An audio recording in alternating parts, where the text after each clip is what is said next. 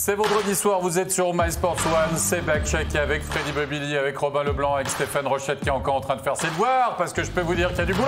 Ce soir, en effet, ça va user de l'index pour aller voir toutes les décisions arbitrales qui nous ont fait l'éveil de notre chaise, parfois arracher nos cheveux, même si on n'a plus grand-chose pour certains. Quoi qu'il en soit, messieurs, c'était une soirée, Stéphane nous l'a dit, vidéo gag. En effet, les arbitres qui ont eu du boulot. Oh là là, ça fait chauffer de la rétine. Imaginez, il y a eu 5 buts annulés ce soir après le visionnage de la vidéo. On va y revenir, petit floriage et petit extrait de celui-ci où on n'est pas forcément d'accord.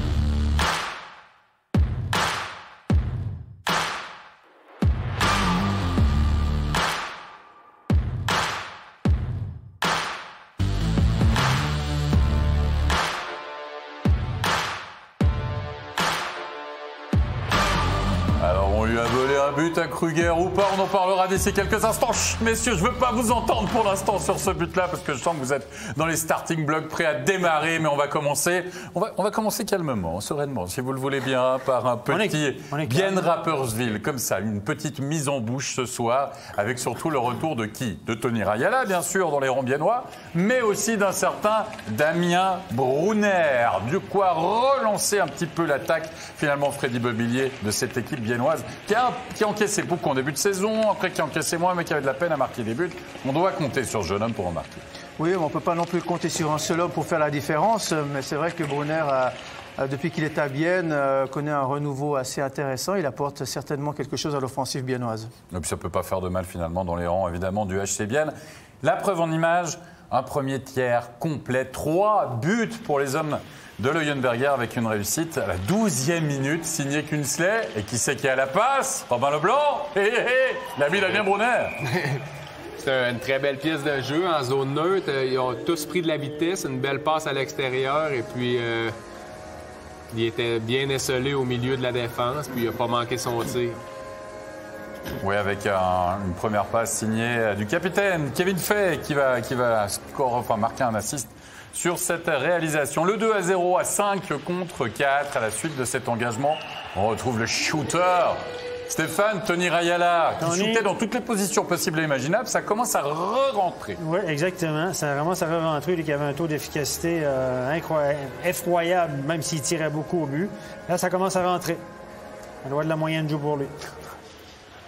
Loi de la moyenne, 3 minutes de backcheck, hop, c'est parti. Radge Beishi à l'assist. Ugly qui va marquer 3e et regardez notre ami Chervenka là, qui se fait une position un petit peu penseur de Rodin.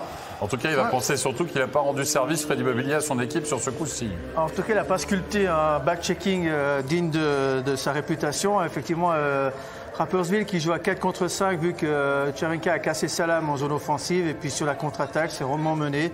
C'est bien amené pour un magnifique but de Ugly. N'empêche, Bien a fait la différence. Hein, Robin Leblanc, 3 buts, première période, facile, tranquille, emballé, c'est pesé, comme on dit. Oui, puis Bien, avec le retour de Brunner, s'ils peuvent retrouver leur efficacité, si Rayala peut recommencer à marquer régulièrement, Bien, ils peuvent quand même battre n'importe qui dans cette ligue. Tout le contraire de Rapperswil, quand Chervenka tout sous perd sa lame, évidemment, ça devient beaucoup plus compliqué. On se rend en deuxième période, seul fait d'armes, pas de but. C'est cette crosse qui va aller dans le visage de Fuchs, qui va devoir sortir, va revenir au jeu par la suite. Et vous allez voir, on ne voit pas bien cette crosse, bim! Ouf, oh oui. Oui, ça a été accidentel, hein? C'est des choses qui arrivent. Le joueur, il contrôle sa canne, mais... Il va falloir jouer de la couture. Il a dû avoir quelques points de suture. Absolument pour Fuchs, mais plus de peur que de mal. Sur le nez, hein? Il a eu directement sur le nez, je crois. Oui, ça fait mal. Ça fait mal, mais on va se rendre en troisième période pour la réduction du score. Egenberger qui va aller marquer le seul but de la rencontre pour Rapperswil sur ce travail de Vetter, mais la messe est dite. Bienne a tenu son os et Bienne ramène des points importantissimes. Stéphane, c'est la lutte entre le 7e et le 10e. Ils font des points. Ils ont battu Langnau et Rapperswil 2 fois Langnau, 1 fois Rapperswil. Ils ont perdu contre Davos et là, ils gagnent contre Rapperswil. Donc, ils font les points qu'ils doivent faire contre des équipes pour maintenir des équipes en dessous d'eux pour accumuler des points importants, comme Fribourg l'a fait depuis le début de l'année. Tu gagnes les matchs que tu dois gagner, c'est comme ça que tu avances au classement. Et Bienne est rendu là où on les attendait, dans le ventre mou du classement. 28-26 pour Bienne au niveau de la statistique des shoots. Et on va écouter une réaction du côté de Bienne à l'issue de cette victoire. On va écouter Marc-Antoine Pouliot. Marc-Antoine Pouliot, victoire contre Rapperswil, mais une victoire qui s'est construite dans la première période. Oui, effectivement, on a sorti fort. 3 buts consécutifs. Je pense que dans l'ensemble, ça a été un bel effort collectif. Par la suite, Rapperswil, ils sont revenus dans le match un peu, mais dans l'ensemble, ça a été un bon match. Vous vous faites peur quand même sur la fin ou pas du tout? Bonne question. Peur, non, mais ouais, il y a eu quelques chances. Il fallait jouer défensivement, puis on l'a fait. 4 victoires maintenant en 5 matchs. Pour le moral, ça c'est ce qu'il y a de mieux, évidemment. Ouais, c'est des gros points précieux. En début de saison, on n'a pas accumulé beaucoup de points. Donc maintenant, c'est à notre tour d'accumuler les points, puis on veut continuer comme ça. Merci beaucoup, Marc-Antoine. Merci. Voilà pour cette victoire de Bienne. Messieurs, on va passer au carton du jour. C'était du côté de Davos, comme on allait gérer l'information du départ du directeur sportif. On va y revenir d'ici quelques instants. Plutôt bien, quoique... C'est un match un peu bizarre, ou surtout un premier tiers de folie, puisque finalement c'est Langnau qui va ouvrir le score. Freddy Bobillier, 3e minute de jeu, c'est Nilsson qui va marquer un fort joli but. Ouais, un bel effort personnel. Il n'a pas beaucoup rencontré d'opposition sur son chemin, avec un défenseur davosien là qui paraît pas très très bien, et puis il vient battre le portier Grison d'un back-end qui, je dirais pas qu'il est magnifique, ils sont plutôt ratés même, mais goal c'est goal. Goal c'est goal. Et là on se dit, c'est mal parti pour Davos. Mais parfois dans ce genre de match, quand on trouve le chemin de l'égalisation quelques secondes plus tard, ça fait Robin Leblanc comme un déclic, à l'image de cette réussite de qui? De Nussbaumer, qui va se retrouver complètement esselé dans le slot pour l'égalisation. Ouais, là, il y a vraiment eu des erreurs de couverture, comme on va le voir ce soir de la part de Langnau. Ils ont donné beaucoup de place. Donc, ça, c'est des buts que tous les joueurs aiment, des buts faciles, comme on dit. Et le rouleau compresseur bleu et jaune qui va se mettre en branle, Stéphane. Et tel un tsunami, submerger finalement ces Tigres de Langnau, puisque quelques instants plus tard, on va le voir, c'est Marc Vizère. Regardez cet engagement, à la suite de cet engagement, qui va aller marquer le 2e pour le HC Davos. C'était le début de la soirée porte ouverte, ça. Il y a tout qui tournait pour Davos. Même si au niveau des tirs, ils ne dominaient pas forcément, le taux de la réussite était là. Les gardiens, compliqué pour eux. Il n'y a rien qui tournait pour les gardiens non plus ce soir. C'était une soirée porte ouverte. Davos est capable du meilleur comme du pire. Et ce soir, c'était plutôt le meilleur. C'est la 2e fois, d'ailleurs, qu'ils marquent 9 buts à la maison cette année. Herzog qui va marquer le 3-1 et qui va commencer son festival de la soirée. Quand je vous dis que ça tourne, hein, vous avez... Alors là, Freddy, là, ça le rebond, parce que alors ça, en pénalty, ça marche pas. Hein, c'est double contact, on vous le donne pas. Par contre, dans le jeu, il n'y a pas de problème. Ouais, on voit très bien qu'Herzog cherche plutôt la passe à son partenaire. Le défenseur fait un bon premier jeu, mais le portier Emmentalois qui se laisse emporter par la passe, par son élan, et puis qui libère la cage. Et si vous aimez l'hymne à la joie, on va l'entendre pendant toute la soirée avec Palouchaï qui va aller marquer le 4e. On est en supériorité numérique. Bam, il y a tout qui rentre. C'est facile. Vous mettez le puck à la cage, Robin Leblanc, et c'est goal. Ouais, il y a des soirées comme ça. Hein, ce lancer-là, normalement, c'est jamais supposé de rentrer. Je veux dire, le gardien, n'importe quel gardien, normalement, arrête ce lancer-là. Mais c'était une soirée comme ça à Davos ce soir. Et puis, il y avait des buts faciles. Puis quand il n'y a pas de public, vous entendez encore mieux la musique. Vous savez qui célèbre le but de l'équipe à domicile. Et c'est Herzog, le doublé. 5-1, c'est parti. Comme à la parade, Freddy. Ouais, c'était long comme premier tiers pour les Tigres de Emmental. 5 buts encaissés. Et c'est peut-être même pas terminé encore, on va pas tout dévoiler, on va garder un peu de suspense quand même dans cette partie qui était à sens unique.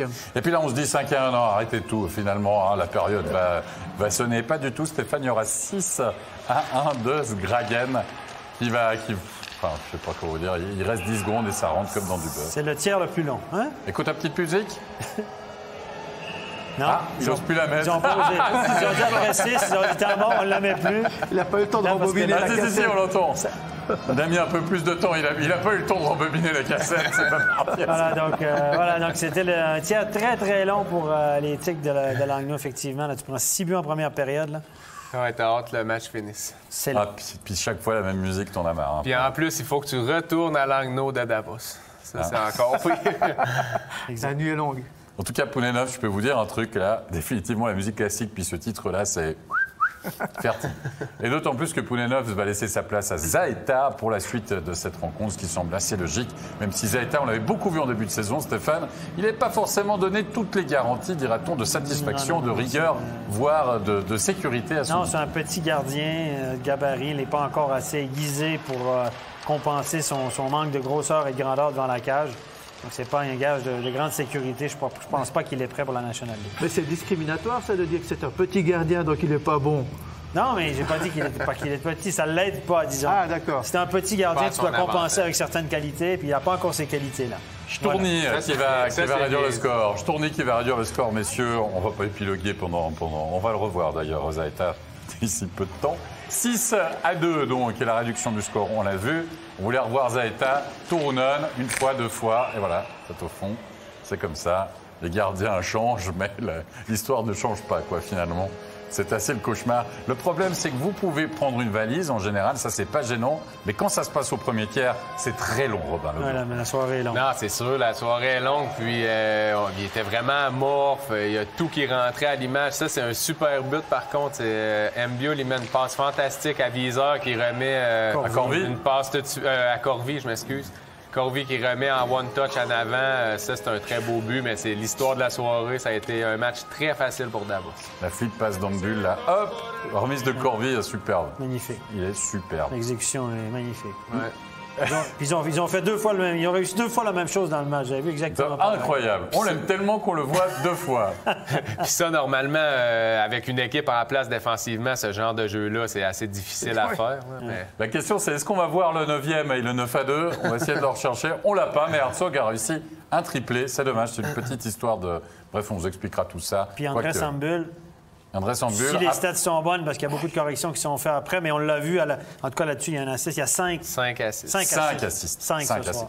9-2, c'est le carton de la soirée pour Davos face à Langnau. Un chez Davos qui a fait l'actualité, bien sûr, bien malgré lui d'un côté, cette semaine, puisqu'on a annoncé le futur départ de son directeur sportif, Reto Reifeiner, qui était débauché par le CP Bern. Mais oui, non pas en tant que directeur sportif, mais en tant que CSO. Kezako, CSO, Stéphane. Et pourquoi on ne l'a pas engagé comme directeur sportif? Ben, c'est directeur des opérations hockey. Donc ça, c'est un poste qui existe en NHL, qui est rattaché au directeur sportif, mais qui fait le lien entre le directeur sportif et le conseil d'administration. Donc c'est entre le conseil d'administration et le directeur sportif.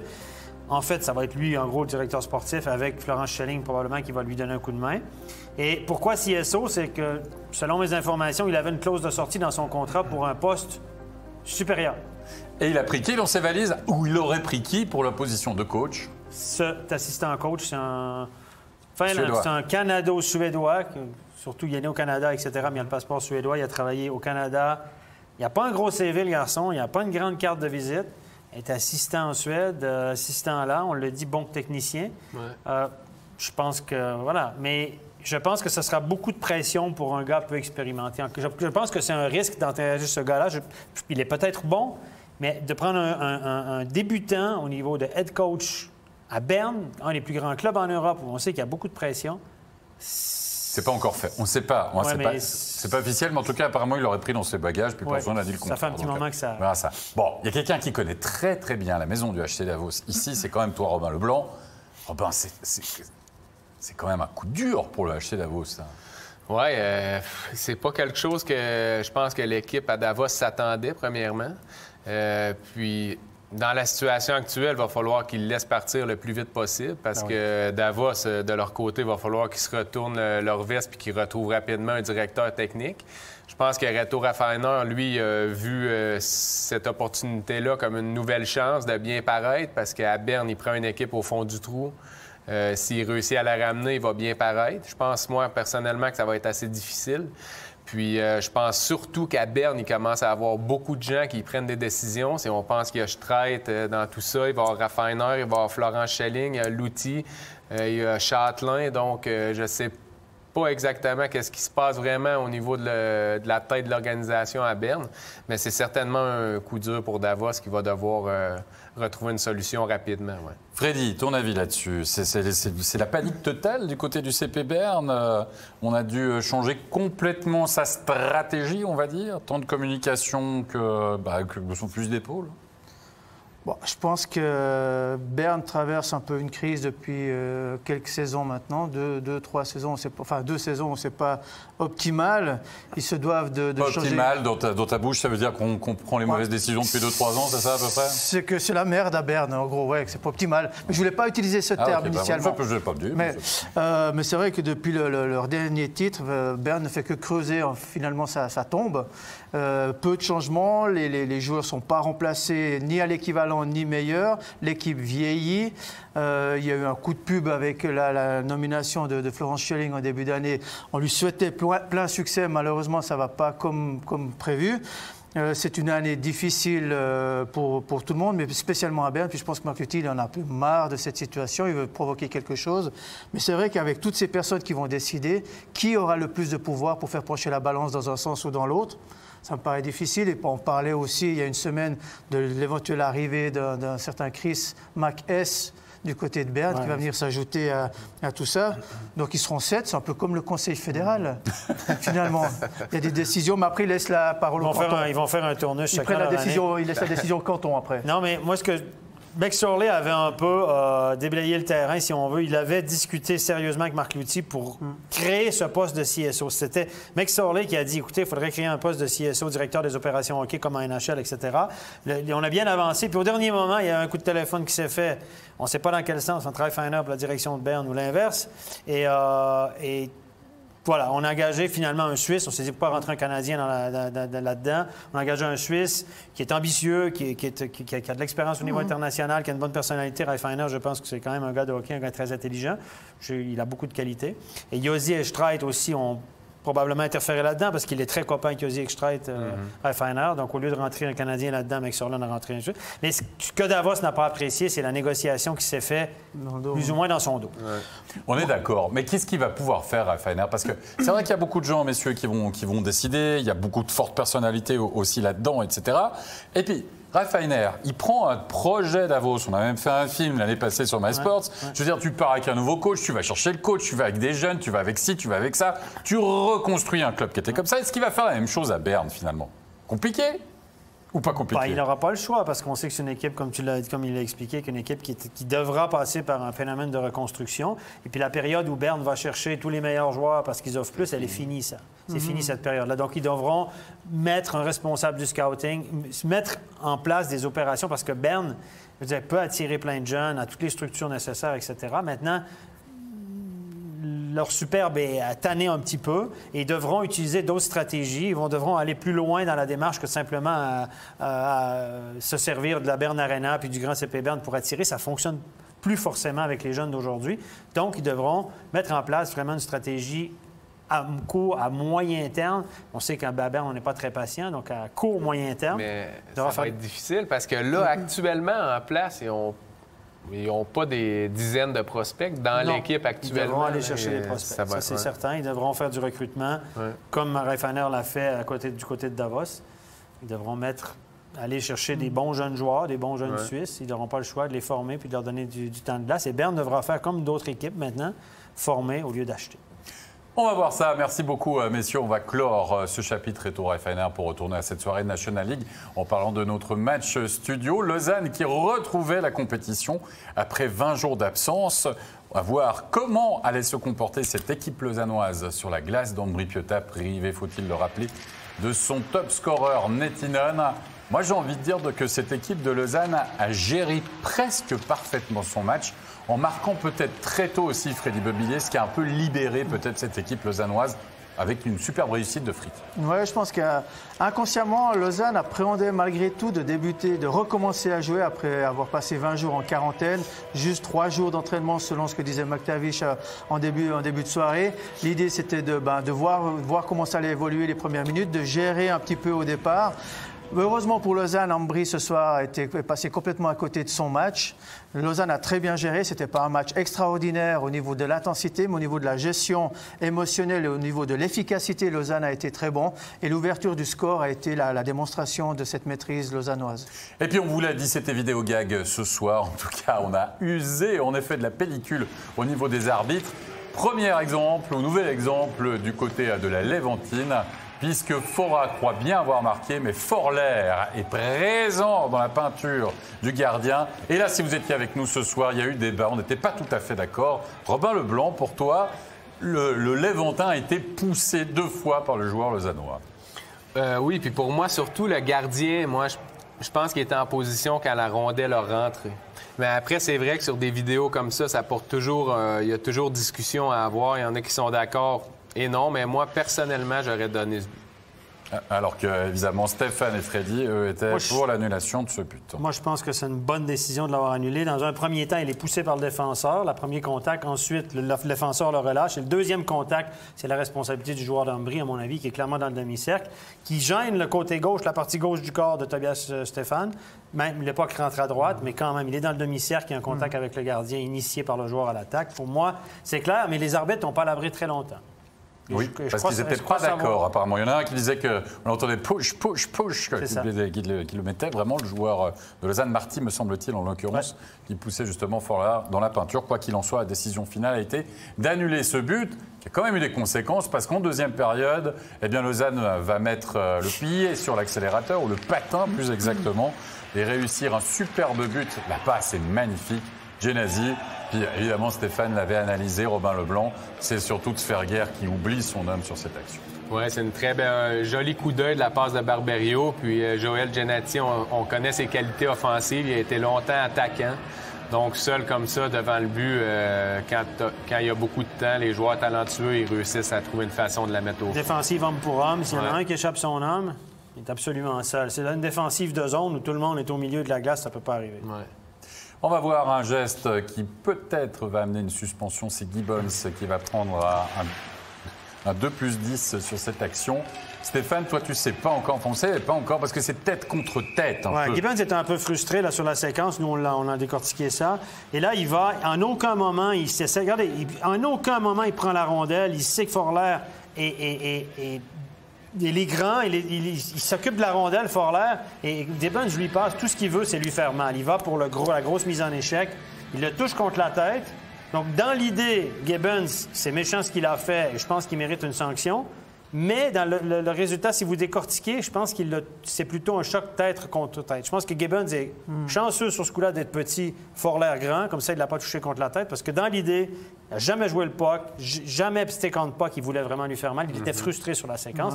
Et je pense qu'il va s'en tirer. C'est mon avis, parce que c'est plutôt tête contre tête. Parce qu'on peut charger avec la tête. Steph. Non. Non. Alors, si c'est tête contre tête, il charge avec la tête. C'était involontaire. Ouais, c'était involontaire. Un coup de tête, c'est sanctionné automatiquement. Mais là, je pense pas que c'est un coup de tête parce qu'il va aller avec l'épaule, puis finalement, les deux arrivent. Il avait juste. Gibbons, Forler ont eu beaucoup de chance, les deux. Forler a eu. C'est ce que j'allais dire. C'est surtout Forler, selon moi, qui a eu de la chance d'avoir le gabarit qu'il a. Un joueur un peu plus petit, peut-être, qui se serait pas relevé parce que le choc était quand même assez violent. Puis c'était dans l'idée, c'était. C'était on peut pas aller dans l'intention, mais nous, on le sait que. Non, il voulait faire mal. C'était un full front contact. Full front contact. Visor to visor. Visière contre visière. Allez, messieurs, on va voir le 3-0 signé Emerton, puisque même quand Ambry push, mais dans le bon sens du terme, n'arrive pas à marquer en supériorité numérique, Freddy, et surtout paye cash chacune de ses erreurs. C'est ça, c'est ce qu'on disait tout à l'heure. Le deuxième tiers a été à l'avantage des Lausannois, grâce notamment aux errances défensives et à l'espace qui a été laissé aux attaquants lausannois. Ils sont très rapides, ils sont habiles de leurs mains, même si parfois ce soir, tout tout n'était pas parfait, encore une fois, du côté lausannois. On ne laisse pas autant d'espace à des gars comme Emerton ou bien Conacher ou Berti. On verra encore d'autres buts après, où Ambry est passé complètement à côté de son match et ça a valu la place à Tchatcho. Ouais, Kuntz qui va le remplacer, qui a plus joué en National League depuis le 21 novembre, depuis sa blessure. En fait, il avait participé à un match de suicide avec les Ticino Rockets, mais il va devoir s'avouer vaincu à 5 contre 4. Lausanne qui va marquer le 4e, Conacher, Kenin, Malguin. Comme ça paraît simple, hockey sur glace efficace. En tout cas, Robin Leblanc, encore une fois. Oui, puis c'est encore une fois un surnombre 3-2, 3 contre 2. Puis c'est un copier-coller du match Davos-Langnau. Ça a été un match très facile.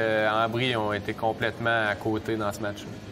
Oui, Ambry qui va encore encaisser deux buts supplémentaires. Berchi, le 5-0. On va aller voir là aussi la vidéo, Stéphane. Ouais, parce que... pour une crosse haute, mais finalement, le but va être accordé. Tout le monde était allé ce soir, ils voulaient y aller eux aussi. Ils sont allés et voilà, c'était pas un gros truc. Moi, ça me semblait assez évident, mais évidemment, je me mets à la place des arbitres, tu veux toujours vérifier. Ce qui est systématiquement revu à NHL et que les arbitres n'ont pas besoin d'y aller, bien ensuite, c'est les arbitres qui doivent aller chaque fois, même pour le chrono, etc., ce qui les fait mal paraître parfois.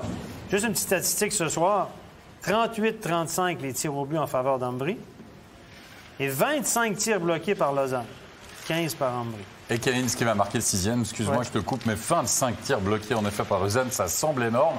On a le sentiment aussi, franchement, Freddy, qu'Ambry aurait pu jouer pendant 3 jours sans trouver l'ouverture. Ils ont même eu un 5 contre 3 dans les 2 dernières minutes, je crois, ou la dernière minute. Souvent, il y a un peu de relâchement, tu mènes 6-0, peut-être que tu joues pour le blanchissage de Stéphane, entre guillemets, mais vraiment, tu marques. Ouais, mais c'est clair, à Ambry, il faut aussi rappeler qu'il manque les 2 meilleures gâchettes d'Agostini et Nettinen, donc c'est clair que ça fait pencher dans la balance. Il y a peu de snipers derrière ces 2 joueurs à Ambry qui marquent des buts, mais encore une fois, les statistiques jouent en faveur de Lausanne, même celles des tirs bloqués. C'est une statistique qui est de plus en plus utilisée en verve ces dernières saisons parce que c'est comme ça qu'on gagne des matchs, en payant le prix, en se mettant devant les lancers de l'adversaire. Mais d'un autre côté, quand tu bloques beaucoup de shoots, ça veut dire que tu n'avais pas la rondelle. Oui. Donc, ça peut être pervers parce que si tu bloques, si c'est l'équipe qui bloque le plus de shoots dans la liste parfaite, tu te sacrifies, sauf que ça veut dire que tu subis beaucoup aussi. Donc, ça peut être un couteau à 2 tranchants, mais c'est vrai qu'on met beaucoup ça en valeur. Cette année, les block shots sont en hausse, net hausse dans la Ligue. 3-4 par match de plus. 3-4 tirs bloqués de plus par match et par équipe cette année. C'est beaucoup. On tire beaucoup plus au but aussi. Stéphane, puisque tu as le crachoir, on sait qu'il manque du monde du côté d'Ambry Piotta. On sait aussi que c'est un peu la JOCR des années 2020, c'est-à-dire on n'a pas de sous du côté d'Ambry. Mais est-ce qu'on va quand même casser le nourrin pour essayer d'aller chercher un apport? Oui, je pense qu'on cherche quelqu'un actuellement. On parle d'une absence pas très prolongée pour Nettinen, mais là, avec 2 imports en moins, ça commence à... Je pense que si on pouvait trouver un import du côté d'Ambry, on serait preneur. Mais on veut trouver quelque chose de beau, bon, pas cher. Donc puis disponible. Donc c'est compliqué. Bon, allez, bon courage à eux. Quoi qu'il en soit, à propos d'import, on va écouter l'excellent Marc Barberio à l'interview à la suite de cette victoire de Lausanne.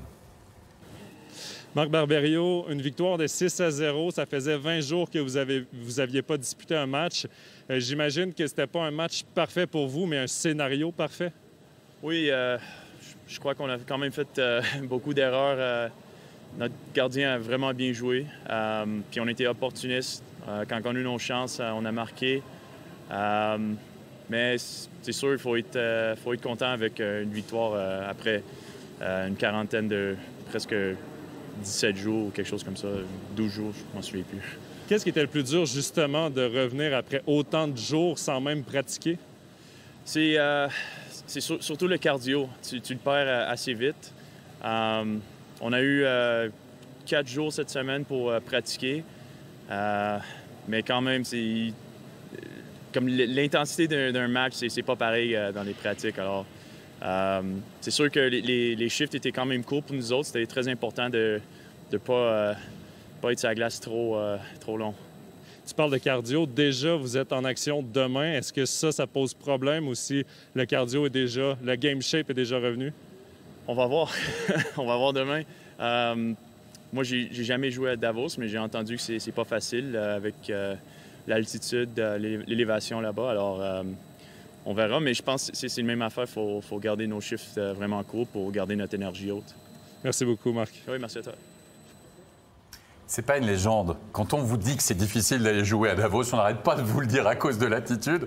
Mais en même temps, c'était difficile aussi d'aller jouer en Brie, puis ils s'en sont sortis 6-0. C'est dans tous les guides Michelin, hein, donc c'est pas facile d'aller jouer à Davos. Les trucs du routard et tout, c'est marqué partout dans les trucs. C'est pas facile d'aller jouer en Brie, c'est pas facile d'aller jouer. Non, mais les gens, ils pensent que c'est nous qui inventons cette légende. Mais c'est pas vrai. Regarde, les joueurs n'arrêtent pas d'en parler. Mais c'est vrai que l'altitude, honnêtement, les joueurs de Davos ont un net avantage parce qu'ils s'entraînent en altitude. Et ça paraît, honnêtement. Même moi, comme arbitre, je le sentais.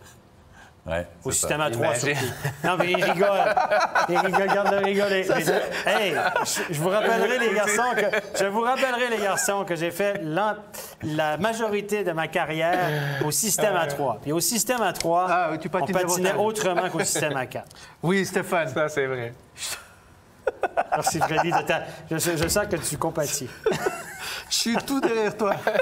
Bon, on va laisser de côté, messieurs, les souvenirs des anciens combattants pour s'intéresser aux deux autres gros matchs de la soirée, et notamment le choc entre Fribourg-Gotteron et Genève Servette, la revanche de dimanche passé, à voir si Fribourg-Gotteron allait l'emporter face à une des grosses cylindrées du championnat. Et oui, ça a été le cas, et oui, ça a été une histoire, une nouvelle fois, de vidéo. Pas sur l'ouverture du score, c'est Walser qui va ouvrir la marque après moins de 2 minutes de jeu. Première punition, première powerplay et premier but de Fribourg-Gotteron pour le 1-0.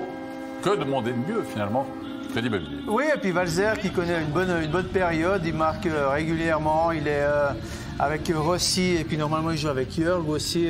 C'est une ligne qui amène beaucoup d'énergie à Fribourg-Gotteron et ils ont du succès. Julien Sprunger qui va aller marquer le 2-0, 6e minute de jeu, superbe but, Robin Leblanc, de Julien Sprunger. Quel but! Il n'y a rien à dire là-dessus. Hein. Il l'a très bien... il a fixé le gardien, il a mis dans le top corner, comme on dit, du sang. Ouais, c'est un très beau but. On voit que Julien, c'est un ancien bon marqueur. Hein? Un ancien très, très bon marqueur. Mais cette année, écoute, je suis content toutes les fois que je le vois parce que il a toujours été dans la même équipe, il a le cœur à la bonne place. Puis Julien, je l'aime bien comme joueur. On a pris le temps mort du côté de Genève après cette réussite. On a arrêté l'hémorragie. On s'est relancé en deuxième période. On est en tout début de la deuxième période. Et c'est Tanner Richard qui va aller marquer. Regardez, on joue depuis quelques secondes. Et c'est lui, après 18 secondes, 19 secondes, qui va réduire le score. Et là, on se dit, attention. Stéphane, on se dit surtout que Fribourg a peut-être laissé passer l'occasion finalement en première période, même si au niveau de la statistique des shoots, c'était 16 shoots à 10 pour Genève Servette en première période. Ouais, Genève qui a shooté 38 fois dans les 2 premières périodes, qui menait 38-26 après 2 tiers. En troisième période, ça s'est équilibré un petit peu, mais quand même 38 shoots dans les 2 premières périodes pour Genève Servette. Alors attention messieurs, on continue la soirée vidéo gag. C'est parti, une cross-out cette fois-ci de Winnick. Et je peux vous dire déjà que Steph a mis ses petites lunettes parce qu'on va l'analyser. Ce but annulé pour une cross-out. Le geste, on le voit bien, Robin Leblanc en tout cas, le but. sur le direct. Parce que Winnick, c'est pas Zaïta hein, au niveau du gabarit. C'est pas tout à fait la même chose. Et on va aller voir la vidéo, mais on a vu le geste de l'arbitre. Stéphane, il a dit vidéo et but après. Vidéo et but. Donc ça veut dire que pour lui, sur la glace, c'était un bon but. Ensuite, on va contrôler la vidéo. Donc, il a besoin d'images claires, d'une preuve irréfutable pour refuser le but. Alors, selon de toute évidence, ça a l'air d'une cross-out et c'est ce qu'ils se sont dit. Mais moi, je peux vous prouver que c'était pas forcément une cross-out parce que j'ai vu le puck avec la loupe. La loupe, ils l'ont pas. Mardi, j'ai vu aussi que c'était pas un but à Zurich avec la loupe. Et ce soir, avec la loupe, je pense que les arbitres se sont gourés parce que s'il n'y a pas la preuve, vous allez voir pourquoi. Ma théorie, c'est que le puck est dans les airs. Winnick veut le taper, mais le loupe. Ensuite, il se retrouve à la hauteur des gants de Winnick et il gicle sur le joueur de Fribourg et il finit au fond. OK. Allez, Charlotte, sors ta tablette, sors ta loupe et montre-nous tout cela. Montre-nous ce que... Alors, allez sur la tablette tout de suite. Je vais vous montrer, il est où le puck. Regardez, il est là, le puck. Regardez, il est là. Je reviens en arrière. Donc, il a loupé le puck dans les airs et le puck se retrouve à la hauteur des gants, à la hauteur de la ceinture des deux joueurs. Mais il le touche dans les airs, non? Donc la canne, elle est passée. Elle est déjà en dessous. Là. Je vais vous le remontrer. On va revenir en arrière. Regardez bien. Je vais essayer de vous l'arrêter. Regardez. Là, on pense qu'il tape le puck, mais à aucun moment, on voit s'il touche la rondelle. À mon avis, il vient de la louper ici. Regardez. Là, il loupe le puck. On va aller voir ici. Je vais vous le montrer. Tac, tac, tac. Regardez. Il passe à côté de la rondelle. Vous l'avez vu, là? Ouais. On l'a vu, il passe à côté de la rondelle. Donc, c'est pas une cross-out. Et là, on ne sait pas où est le puck. On va aller un petit peu plus loin. Et là, il est ici, le puck. Il est déjà, regardez, il est au-dessus du gant. Donc, il loupe le puck. Il finit à la hauteur des gants de Winnick ou de la canne ou du bras ou de la manche. Donc, de façon inintentionnel. Ça continue, regardez, hop, puck bondit sur le joueur de Fribourg et finit au fond. Alors, ceci dit, je pense que ce n'est pas une crosse-haute et je pense que les arbitres ont vu quelque chose qu'ils n'ont pas finalement vu. Il a clairement loupé le puck. Le puck finit à la hauteur des gants, gicle sur le joueur de Fribourg et finit au fond. À mon avis, les arbitres se sont gourés parce que ils ont clairement pas eu la preuve qu'il y avait une crosse-haute sur les images de la vidéo parce que moi, je ne loupe qu'eux n'ont pas. Donc, pour moi, c'est un guess call. Ce but-là aurait dû être accordé, selon moi. Puis en plus, ils l'avaient donné sur la glace. Donc, ils doivent rester sur la décision sur la glace parce qu'il n'y a pas la preuve. Moi, je pense que j'ai la preuve que c'est pas une crosse-haute. Puis eux, ils ont vu quelque chose d'imaginaire. Donc, voilà. Moi, je pense que c'est un bon but. Freddy, c'est un bon but. Ouais, ben, si je dis que c'est pas but, de toute façon, on va me shooter à Fribourg. Et puis, de toute façon, c'est compliqué, mais c'est vrai que la loupe de Stéphane, elle est parlante. Elle est grossissante, on voit. Il la faudrait aussi sur le système. On voit qu'il le loupe parce que là, on voit sur le puck qui est dans le maillot derrière. On voit qu'il le loupe. Tant qu'ensuite, il gicle sur les bras ou le joueur de Fribourg, il finit au fond. Donc, les arbitres, pour moi, c'est une décision imaginaire de la part des arbitres. Ils n'ont pas pu voir une crosse-haute. Ils ont imaginé une crosse-haute. Ce que tout le monde pensait à la base. Ouais. Quand on voit faire ça, on crosse-haute. Quoi qu'il en soit, on en reste à 2-1 pour Fribourg-Gotteron qui va marquer le 3e par un certain Desharnais au bon endroit.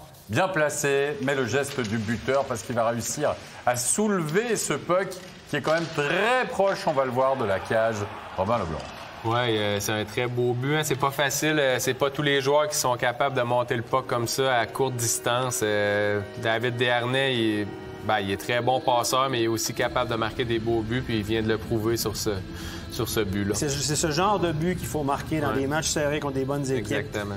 C'est des genres de buts. Vous avez vu le premier but de Valzer, c'est un rebond de la bande qui l'a mis au fond. Ça, c'est un bon but de hockey. Ça a été un but qui a fait mal aussi. Exactement. Ouais. Il a failli faire très mal à Vermine aussi, parce que sur le tir de Bikov, Vermine qui part la tête en avant, comme ça... c'est incroyable. Hein? C'est incroyable. Hein? Ouais. Allez, messieurs, on va voir là aussi un but qui va être... Regarde, là, j'ai grandi, dis-moi, dis donc. À la vidéo, avec cette réussite signée Cast. On va aller voir la vidéo. Je vais finir à genoux bientôt cette émission. Pour vous dire tout simplement que Stéphane, là, on va valider le but. La question, c'était de savoir s'il y avait contact de Timothy Cast avec quoi, la mitaine finalement de Reto Berra? Ça, c'est plus difficile à voir, à mon avis. S'il y a contact, il arrive en dehors du demi-cercle du gardien parce que Berra plonge en avant. Puis là, les deux mains en dehors du demi-cercle. À ce moment-là, est-ce que le puck est libre? Est-ce que c'est fair qu'il le pousse? Honnêtement, j'ai beau chercher avec la loupe, je trouve pas. Regardez, Berra a les deux gants en dehors du demi-cercle. Donc, s'il y a un contact, pour moi, le contact avec les gants de Berra est initié par Berra en dehors du demi-cercle. Donc, ça doit être un bon but. Maintenant, est-ce qu'il y a un geste du patin? Bien malin, celui qui peut dire. Le puck traverse la ligne. Non, mais il le touche du patin, il le pousse du patin. Ouais. Maintenant, à savoir s'il y a un kick ou il n'y a pas un kick, ça, c'est la question. Mais tu te rappelles? Rappelle-nous, Stéphane. Si est-ce que tu peux nous faire, s'il te plaît, le geste du kick? Théoriquement, selon les meetings des pros, c'est que théoriquement, tu dois lever le patin derrière, toucher le puck et relever le patin devant. C'est ça un kick complet. On est d'accord. Votre avis, messieurs, but, vous l'auriez accordé aussi, vous deux? Moi, ce but, je l'aurais accordé, oui. Oui, pour Robin Leblanc? Non, Freddy. Non, pour moi, il y a un kick, là, donc je ne l'accorde pas. En tout cas, quoi qu'il en soit, le score final ne bougera pas. 3-2 à la suite de cette réussite de Timothy Cast. Ça ne sera pas suffisant pour Genève Servette qui a poussé dans les derniers instants. Mais Fribourg tient sa revanche, tient sa victoire. Et à l'interview, on va écouter Ryan Gunderson. Ryan, finally you have that win against one of the big teams of the league. You must be relieved. Yeah, a little bit. It's been tough as of recent. It's a big win for us, and hopefully we take that confidence into Sunday. What made the difference you started very well, unlike the last game against Geneva, and then you held to that result. That was not always the case in this season. Yeah, I think recently our starts have actually been kind of tough. We've gone down early in a few games and it's cost us. So we talked about it last week here, and we got a big start from Wolsey's line there. Got a power play, and nice to get up too early. Bon, il a surtout été interrogé aussi sur le fait que Fribourg a pu tenir un résultat pour une fois, Stéphane. Oui, qu'il a pu tenir un résultat. Il dit que le début de match a été important. Le but de Valzer en début de match a été très important. Et puis il dit que c'est c'est un bon match pour eux, puis ça va leur donner du coup de la confiance pour la suite. Des réponses très, très simples, mais c'est exactement ça. Je pense que Fribourg avait besoin de gagner un gros match contre une équipe du top 4 ou du haut de classement, comme je pense que Genève fait partie de ça. Et c'est une grosse victoire qu'ils sont allés chercher ce soir. On va écouter maintenant une réaction du côté de Genève Servette à l'issue de cette défaite. On va écouter Timothy Cast. Tim Cast, une courte défaite ici à Fribourg, 3-2. Vous avez tiré 47 fois au but. Qu'est-ce qui vous a manqué pour vraiment faire la différence? Je pense un petit peu de chance. Je veux dire, on a touché les poteaux un bon nombre de fois pendant le match. Je pense que dans l'ensemble, on a quand même dominé. On est très mal rentré dans la partie, ce qui nous a coûté ces 2 premiers buts d'entrée. Ça nous a un peu jeté un froid, mais après on s'est bien remobilisé. On est bien rentré dans la partie. On a bien continué la partie après. Et puis voilà, ce soir, ça s'est joué à des petits détails. Je pense que voilà, les montants n'étaient pas pour nous ce soir. Et puis, ma foi, il faut continuer à travailler. Je pense qu'il n'y a pas tout à acheter dans ce match-là. Et puis voilà, on va prendre le prochain match. Effectivement, après ce 2-0, votre entraîneur a même pris son temps mort. C'était quelque chose de nécessaire. Il a fallu vous dire les mots qui vous ont remobilisé. Qu'est-ce qui s'est passé? Non, je pense que le temps mort était judicieux dans le sens où vous pouvez en prendre 4 au début de match assez facilement sur pas grand-chose. Donc là, ça s'est arrêté à 2. On a pris un temps pour respirer, se remobiliser. Et je pense que c'était le bon moment de prendre un temps mort tactiquement. Et puis après, voilà, on a lancé notre partie et tout, mais on a essayé de revenir. On est quand même revenu dans la partie, tant bien que mal. On a beaucoup shooté, on a eu pas mal d'occasions. Et puis au final, ça se joue à pas grand-chose. Vous pouvez nous expliquer peut-être votre but? Il ne s'est pas passé grand-chose sur mon goal. Je suis devant le goal, je dévie le puck, après j'essaye de la reprendre. Je me fais pousser dans le dos, voilà, je ne sais pas tellement où finit le puck. Vous voyez, je ne célèbre pas parce que je ne sais pas tellement où il est. Puis, voilà, l'arbitre a refusé d'aller voir la vidéo au début, mais après, c'est un peu surprenant. Mais bon, après, il est allé voir et puis, ma foi, ce n'est pas le plus beau de ma carrière, mais je le prends. Merci. Merci. C'est pas comment, c'est combien, comme dirait l'autre. Tiens, Stéphane, justement, tu as un chiffre à nous donner? Écoutez, c'est 38-26 les tirs après 2 tiers. Ça finit 45-31 en faveur de Genève. Mais ce que j'ai beaucoup aimé de Fribourg, c'est la maîtrise du 3e tiers. Ils se sont jamais... Ils sont restés compacts, ils sont vraiment restés sereins défensivement. Ils ont accordé que 7 shoots à Genève. Ils n'ont pas donné beaucoup de chances de marquer à Genève. Même à la fin, à 6-5, ils ont très bien joué. Dernier match de la soirée, le choc au sommet, messieurs, entre Zurich et Zug. Et là aussi, on a joué de la vidéo dans cette rencontre.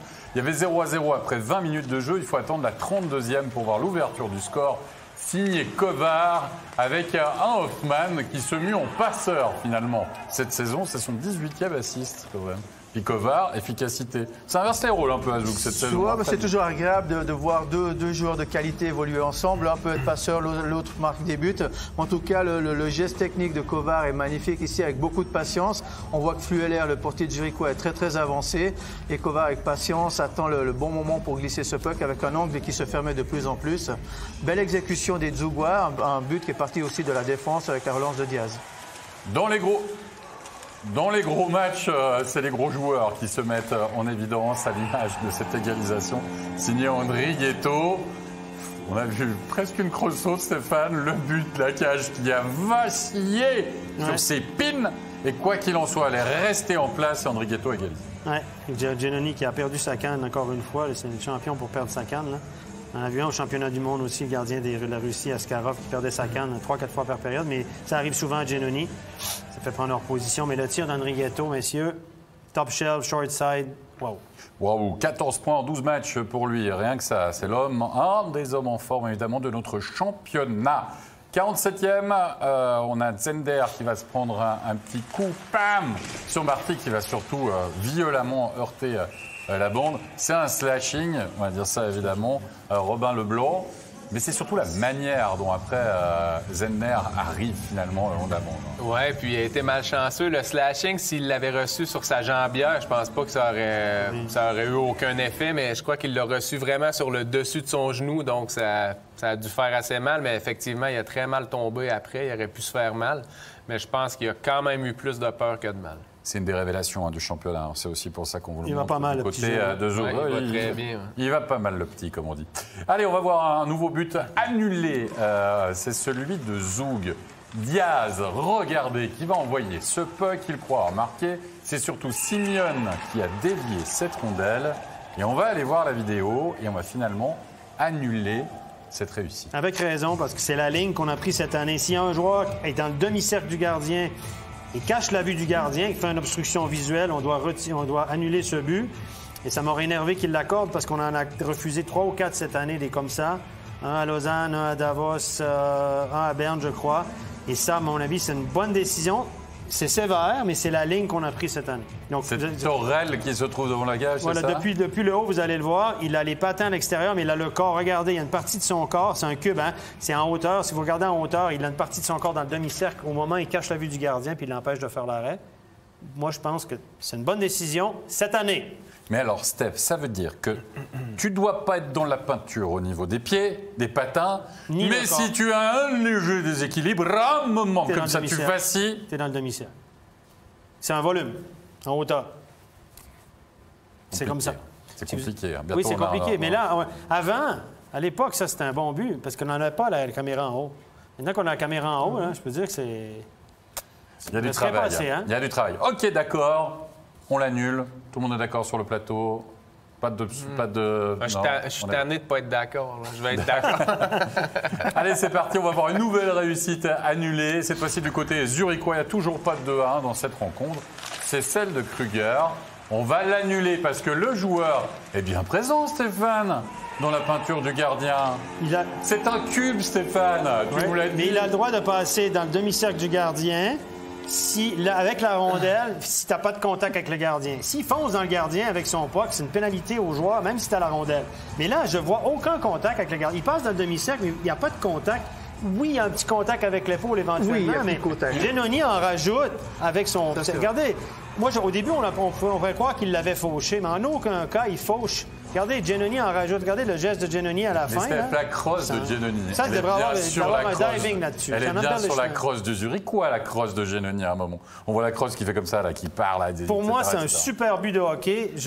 On peut pas... L'arbitre l'annule sur la glace. Il a été influencé par le geste de Giannoni. Il devrait avoir un embellishment là-dessus. Ça m'énerve, Giannoni. Il est comme ça m'énerve. Et puis, là, on allait voir qu'il aille voir la vidéo, OK, passe. Mais qu'il le refuse sur la glace, je ne vois pas pourquoi. Puis à la vidéo, le gars, tu as le droit. C'est un super but de hockey, ça.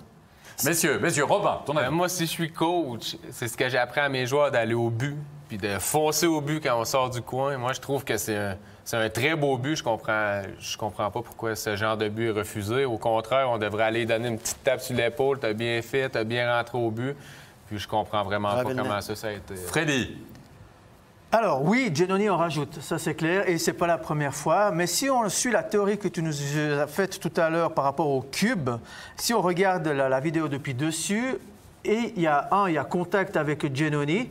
Et puis, le corps de l'attaquant de Kruger est dans la zone bleue. Donc, si on suit la théorie à la lettre, pourquoi est-ce qu'une fois on accorde, puis une fois on n'accorde pas? Moi, je trouve qu'il l'effleure avec le bras. Honnêtement, il n'y a pas de contact, il n'y a pas de déstabilisation. Si vraiment il passe très près du poteau, puis Giannoni gicle est déstabilisé, c'est clair, il n'y a pas de goal. Aucune discussion possible. Mais je vois en aucun cas Giannoni...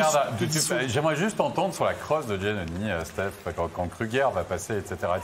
Non, mais parce qu'il le suit avec sa crosse. Il le suit pour le poke checker. Je suis d'accord, mais il ne peut pas intervenir du coup. Mais il le suit, il essaie d'aller stick on puck, Giannoni. Regardez, il va le suivre avec sa canne. Regardez, il va le suivre, il va essayer de faire perdre le puck. Il essaie de pousser le puck avec sa canne.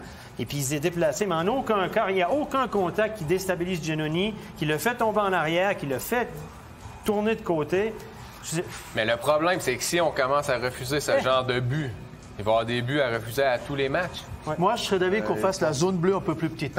Elle est déjà plus petite sur le côté. Mais elle est déjà, vous voyez, c'est comme un NHL. Avant, on avait un demi-cercle comme ça. Oui, maintenant, on a un demi-cercle, puis on a 2 lignes sur le côté. OK. On est bon. Plutôt, celui-là, on aurait dû l'accorder comme ça. On va se rendre en prolongation et finalement, il n'y aura pas de but pour une séance de tir au but où on va aller là aussi voir la vidéo avec un certain Kovar. On va voir la vidéo. Et là, tu as été d'accord, Steph? Parce que je me dis, mais pourquoi il va voir la vidéo? Et il y aura quoi finalement? C'est parce que regardez, le gardien touche à la rondelle, fait gicler la rondelle sur la jambière de Kovar, et la jambière de Kovar projette le puck au fond. Donc, c'est comme si c'était un rebond finalement. Dès que le gardien touche à cette rondelle et la fait reculer vers l'arrière, la séquence, elle est terminée. No goal, on est d'accord, on est tous d'accord. Je ne vais pas vous demander votre avis parce qu'on est tous d'accord, tout simplement parce qu'on commence à plus avoir le temps. Quoi qu'il en soit, on va voir le big save de Flueller, l'ami Flueller. Regardez, qui va maintenir pour un moment en tout cas son équipe dans le match. Regardez ça, hop, la feinte incroyable Mais de la part de Klingberg. Et quel arrêt de Flueller. Sérieusement. Ouais, c'était les deux, c'était toute qu'une feinte et puis toute qu'une arrêt. Bravo, bravo aux deux. Ça, c'est tout un arrêt. Hein? Ouais.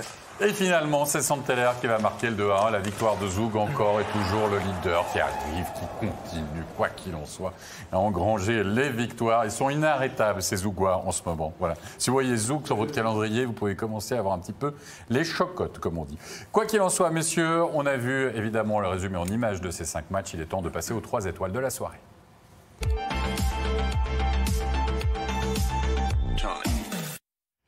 La 3e étoile, il s'agit d'un Fribourgeois, David Desharnais, un but, un assist ce soir, Freddy Bobili. On doit compter sur ces stars du côté de Fribourg pour battre les cadors du championnat. Oui, David Desharnais, à hauteur d'un but magnifique, il a été un des grands artisans d'une victoire face à Genève Servette pour que Fribourg-Gotteron puisse enfin une fois gagner contre une des 4 meilleures équipes du championnat. C'était presque un match à prendre comme match référence pour les Fribourgeois. La 2e étoile de la soirée avec 38 arrêts, c'est Tobias Stéphane. Tobias Stéphane en taille patron du côté de la Léventine, Robin Leblanc. Oui, 38 arrêts. On n'aurait pas pensé ça durant le match, mais il a quand même fait les arrêts importants.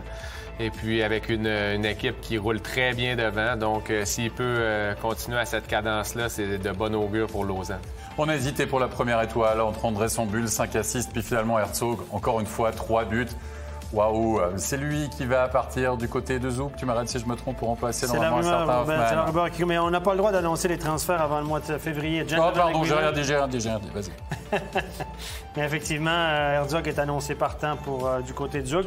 C'est un tout bon joueur, Herzog, qui arrive dans les meilleures années de sa carrière, à 25-30 ans. Là, puis c'est un gros, grand bonhomme, un allié de puissance. Ça va être un de nos bons joueurs en Suisse dans les prochaines années.